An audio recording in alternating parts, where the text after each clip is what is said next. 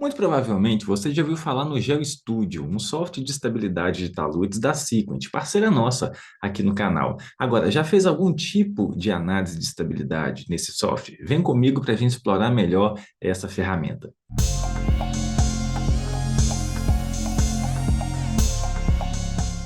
Se você ainda não me acompanha por aqui, muito prazer, eu sou Klinger e já faz a sua inscrição nesse canal, porque a gente está sempre falando por aqui sobre estabilidade de taludes, softwares, e como você, seja estudante, engenheiro, geólogo, pode trabalhar na geotecnia faturando com estabilidade de taludes. A gente está sempre trazendo assuntos que não são muito explorados na faculdade, talvez até mesmo em pós-graduação, e o mercado está exigindo a todo dia de engenheiros, geólogos e até de estagiários. Então já faz a sua inscrição, estou contando com você. E detalhe, se você entrar agora no LinkedIn, sair buscando aí vagas para processos seletivos, para isso aí, estágio, cargo para engenheiro, geólogo, seja no LinkedIn ou em sites específicos na internet, você vai ver que a grande maioria das vagas para geotecnia, para trabalhar com obras em estabilidade, né, que envolvam estabilidade de taludes, vão pedir lá como conhecimento desejável, como requisito desejável,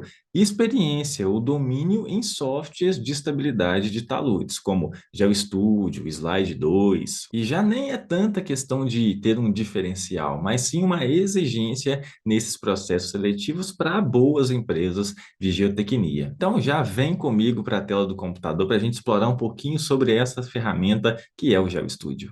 Então tá aqui, ó. Essa é a tela inicial do GeoStudio. Esse aqui é a versão 2021.4. O GeoStudio acabou de ser atualizado para a versão 2022, já trouxe algumas atualizações bem interessantes. E aqui a gente vai ver o seguinte: nessa tela inicial, nós temos os módulos de análise. Então você vai ter aqui, ó, o Slope W, que é aplicado à análise de estabilidade por equilíbrio limite, o CIP-W, que vai trabalhar com a análise de percolação, o Sigma, com a análise de tensão-deformação. Esses são os três mais utilizados, principalmente aí na geotecnia analítica, em mineração, obras rodoviárias, mas a gente também tem outros módulos aqui que vão trabalhar com sismicidade, variação de temperatura em determinadas aplicações, com percolação de contaminantes. Mas o que eu vou fazer com você nesse vídeo é uma análise 2D aqui no módulo Slope W, que é até então o mais utilizado, seja na mineração, seja para barragens, pilhas, seja para encostas, contenções. Em todas essas áreas, esses campos de aplicação, a gente vai estar utilizando mais cedo ou mais tarde uma análise de estabilidade e, na grande maioria das vezes, por equilíbrio limite. Então, vamos lá. E ele vai nos abrir o seguinte, ó. Primeiramente, uma análise Slope W. Esse é o nome da nossa análise e a gente pode muito bem alterar aqui, ó. Eu sempre gosto, eu e vários colegas que trabalham aqui com modelagem, de colocar essas análises em numeração. Porque você não vai fazer, às vezes, só uma análise de um talude, você vai fazer duas, três, quatro ou mais. Você pode fazer uma análise de percolação junto com uma análise de estabilidade, junto com uma análise de tensão-deformação, são as chamadas análises acopladas, e assim a gente vai dando nomes aqui e criando uma árvore de análise. Então eu vou colocar aqui ó, o número 1 e vou chamar de estabilidade. Simples assim, bem tranquilo. Aqui embaixo a gente vai ver tipo de análise. Lembra dos métodos de equilíbrio limite? Lembra de ter visto isso na graduação, em disciplinas de mecânica dos solos, de obras de terra ou até na pós-graduação? Se você ainda não viu, sem problema nenhum, aqui no canal a gente também tem vários outros vídeos tratando desses métodos de estabilidade. Um dos mais utilizados, por ser um mais rigoroso, por ser um dos mais precisos, é o método de Morgenstern Price. Isso já vem até default aqui no software, mas a gente também tem vários outros métodos mais ou menos rigorosos e a gente também pode trabalhar com uma metodologia aqui que já vem de uma outra análise, tá? Ou também chamada de análise parente, mas isso é assunto para um outro vídeo. Então vamos ficar aqui com o método de Morgenstern Price. Nós vamos ter aqui as configurações.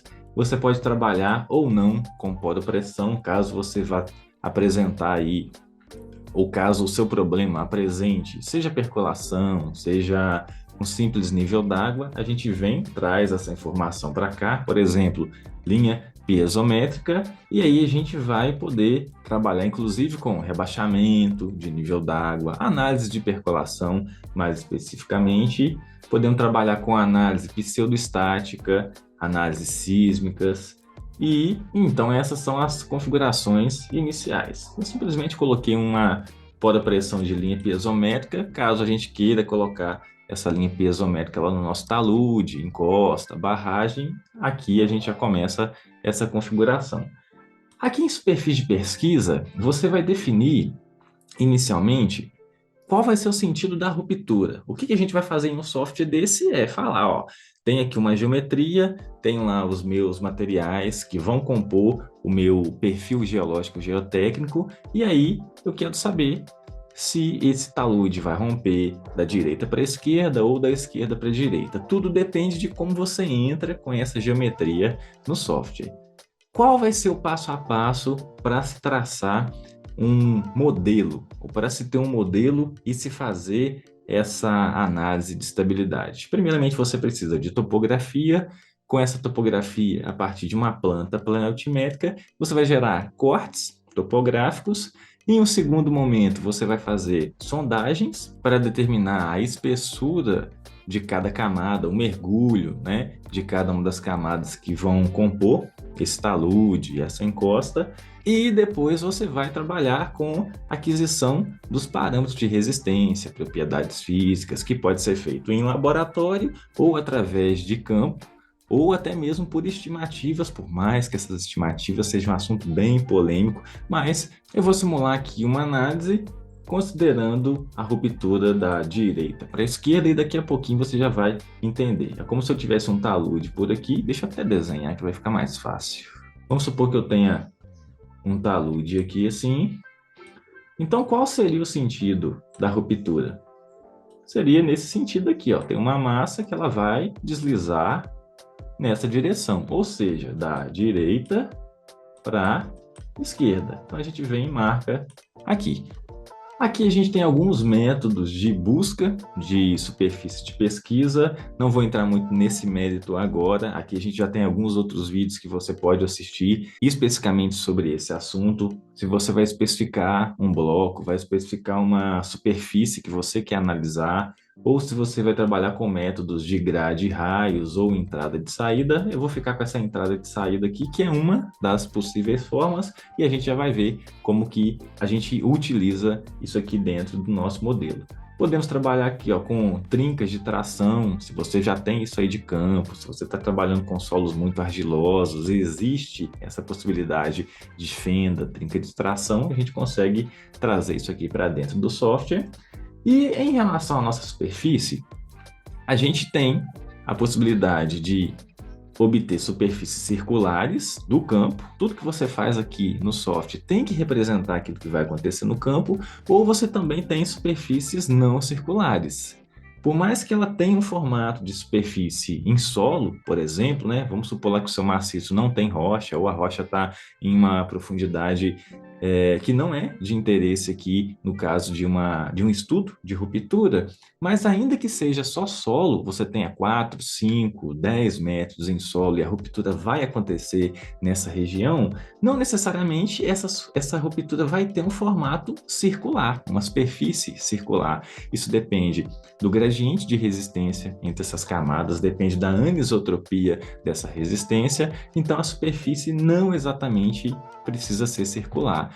Para que você fale isso para o software, a gente pode vir aqui, ó, e trabalhar com uma otimização de superfície. Eu estou falando para o software, ó, estuda todas as possibilidades, a ruptura que vai acontecer no campo, ela pode ser mais achatada para vertical, para horizontal, porque os meus parâmetros não são isotrópicos, porque eu tenho camadas com diferença aí de resistência, então não necessariamente vamos ter uma ruptura circular. O modelo circular é o mais simples, até mesmo para custo computacional, o software calcula muito mais rápido uma superfície circular, mas no campo, a grande maioria das vezes, ela não vai ser exatamente circular. Aqui em distribuição nós temos os modelos. Se você deixa aqui, ó, fator de segurança, cálculo de distribuição constante, a gente está falando em uma análise determinística, trabalhando com parâmetros médios. Caso você marque aqui probabilístico, vamos ter uma análise probabilística, trabalhando com mais dados estatísticos, com uma certa amostragem, com variância, com desvio padrão. E caso você não tenha uma bateria de ensaios para se ter uma precisão melhor na análise, para se trabalhar com probabilidade de falha, com índices de confiabilidade, a gente pode também trabalhar com uma análise de sensibilidade, ou seja, existe uma certa incerteza nos meus parâmetros. Eu não tenho certeza se a coesão que eu vou usar para minha camada de argila, ela é exatamente 25 kPa. Eu tenho alguns dados, alguma ideia que ela vai variar de 20 a 28. Então, você pode simular essa variação de um determinado parâmetro ou de vários e estudar qual que é a variação do fator de segurança em cima dessa incerteza. A palavra que mais descreve a sensibilidade aqui é isso, incerteza em relação a um parâmetro, em relação à sismicidade, em relação à poropressão, posição de nível d'água. E nesse exemplo eu vou deixar marcado aqui constante, para a gente chegar em um único fator de segurança obtido aí com dados médios. Temos também mais algumas opções aqui avançadas. Isso aqui a gente geralmente não mexe em um primeiro momento. Caso você queira melhorar algum resultado na sua análise, a gente vem aqui e aprimora. Profundidade mínima da superfície potencial, 10 centímetros, uma casquinha ali na ruptura. Você pode mexer nisso aqui, caso o seu resultado não seja representativo. Um número de fatias, o GeoStudio traz por default 30 fatias, mas a gente pode aumentar, sem problema nenhum, pode reduzir também, não recomendo reduzir, tá? Mas também você pode estudar, se eu jogar para 25, para 20, qual que é a influência nesse fator de segurança e outras opções aqui que não vêm ao caso agora. Então, tá tudo configurado aqui para nós. Eu vou dar aqui um fechar e essa é a nossa interface.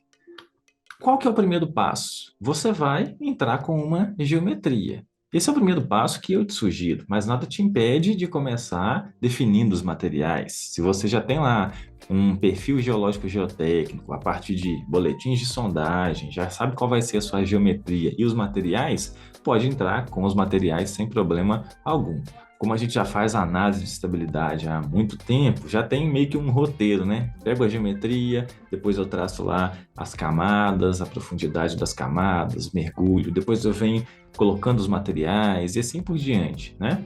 Mas, sem problema, a primeira coisa que eu vou fazer aqui é definir essa geometria. Tem várias formas da gente entrar com uma geometria. Você pode inserir pontos no GeoStudio e depois vir ligando esses pontos. Você pode já definir uma região em primeiro momento, é assim que o software chama aqui, né, nessa versão em português. Cada camada ele vai chamar de região, ou você pode também fazer uma importação de AutoCAD. Aqui em arquivos, a gente vem em importar, escolhe lá um arquivo de interesse e ele vai te importar. Ó. Tá aqui, por exemplo, uma encosta e ela tem aqui um único material.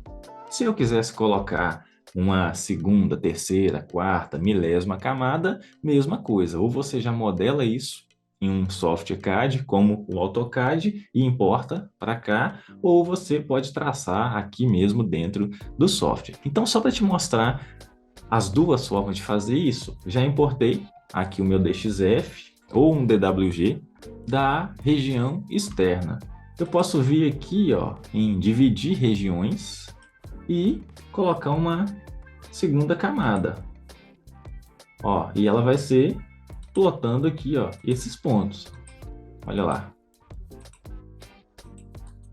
Clinge, da onde saiu isso aqui? Isso tem que sair de um boletim de sondagem. Você já tem que ter um perfil geológico geotécnico com as espessuras de cada uma dessas camadas e aí, em um segundo momento, trazer essas informações para cá, tá? Não é nada no achômetro, no olhômetro, não. Beleza, vamos ficar assim então. Ó. Uma encosta que tem aqui dois materiais, duas camadas. Em um segundo momento, a gente pode muito bem determinar as propriedades desses materiais. Então, aqui, ó, dados, materiais, eu vou adicionar o material e qual vai ser o modelo de material a utilizar. aqui a gente vai entrar na questão de critérios de resistência ou critérios de ruptura. Você vai ter lá o famoso e conhecido Mohr-Coulomb, muito aplicado aí principalmente para solos, algumas variações, modelos aqui de alta resistência, muito utilizado para camadas rochosas.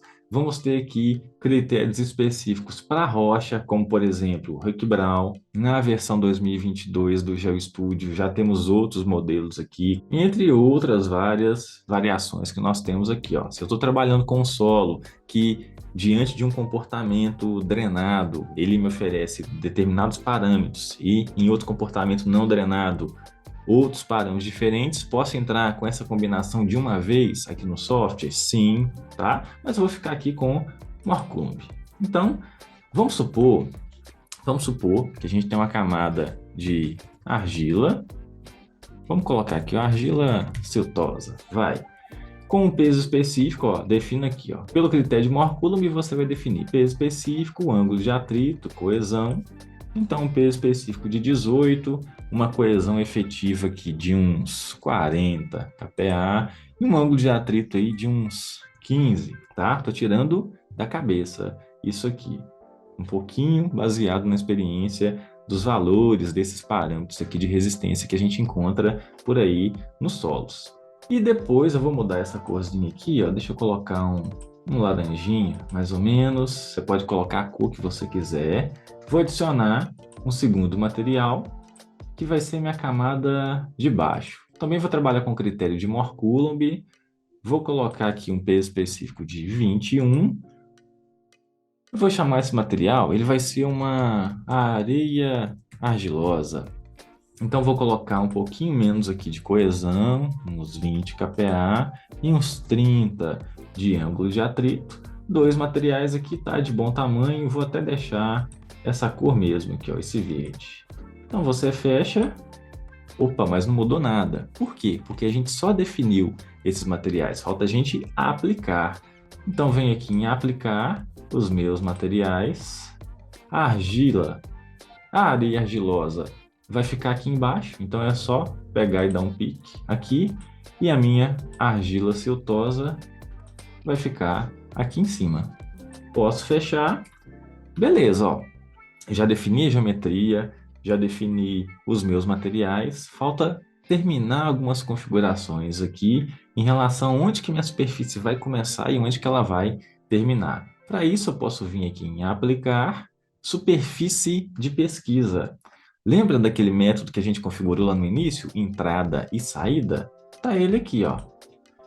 Aqui a gente vai definir qual vai ser o intervalo de saída da superfície, então vai ser aqui embaixo, e qual vai ser o intervalo de entrada. Ou seja, aqui ele já fala para mim, ó, lado esquerdo e lado direito. Eu posso definir como um intervalo, ou posso definir como um ponto. Como um intervalo, como é que isso aqui ficaria, ó? Se eu pegar, der um pique aqui e sair arrastando com o mouse, ele vai me dar essa pequena malha aqui, ó, com esses pontos. Se eu mexer nesse 8 aqui, ó, colocar para 15, você vai ver o que acontece. Veio mais pontos, ó. Por quê? Porque eu estou seccionando todos os lugares onde a minha superfície vai poder sair. Vai ser ali a ruptura próxima ao pé do talude, por exemplo.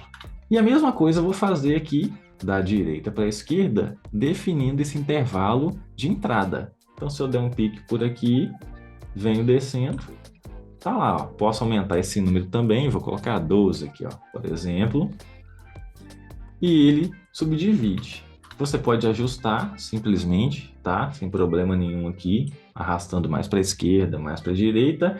Cliente, como é que eu vou saber onde que tem que começar, onde que tem que terminar? Fácil. Para um primeiro momento, se você nunca teve contato com isso aqui, o segredo é, a sua superfície de ruptura, ela não pode tocar nas extremidades.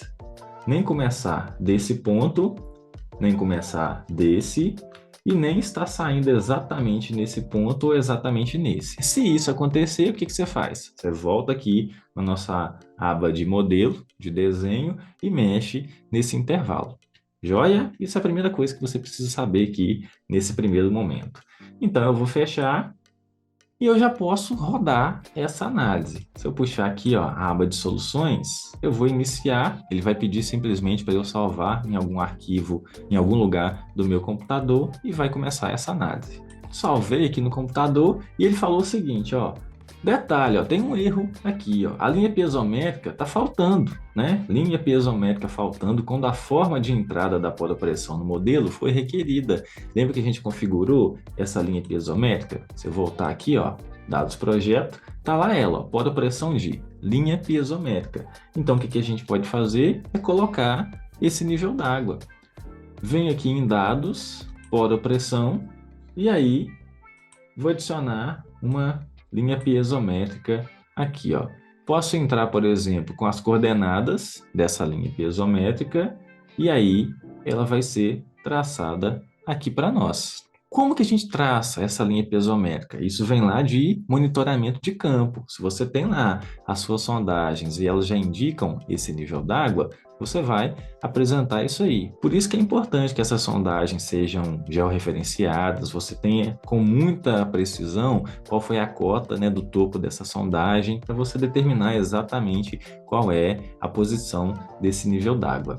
Então vamos pegar, por exemplo, aqui, ó, se eu pegar aqui os pontos 0 e 4, tá vendo aqui no meu modelo, ó? Coloco aqui 0, Enter, 4, ele me dá um ponto.